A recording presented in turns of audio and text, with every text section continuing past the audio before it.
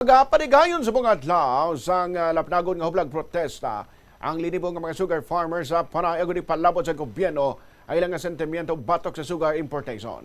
Ining ginorganisa sang Halasig Sugar Cane Planters Association Incorporated ang organisasyon nga nagatiglawas sang 5,600 ka mga small farmers. Ang hublag protesta pagkatawgon nga Black Sugar Thursday. Sa interview sang Bombo Radio kay Bingawan Iloilo Mayor Matt Palabrica, yagin pahayag nga katuyuan sang protesta nga ipalabot sa presidente nga dalayo na nga untaton ang sugar importation.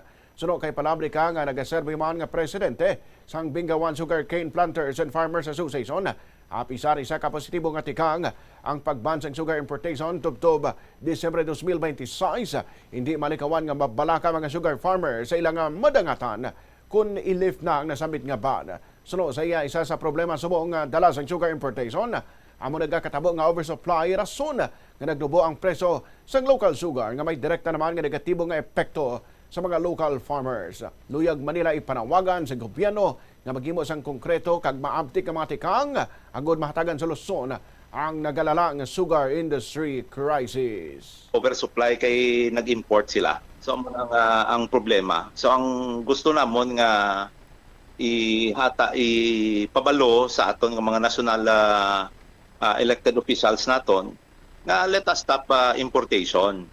Kag unahon ginanay ang tubas sang aton nga mga mangunguma sa mga sugar planters naton before importing kay nagambal sila nga nag-overproduction tinga nag-import subong ma-export naman to increase the mill gate price of sugarcane or sugar sa kada sako.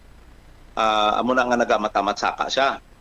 Pero ang point din naton nag-export sila kay nag-oversupply and it is because nga nag-import.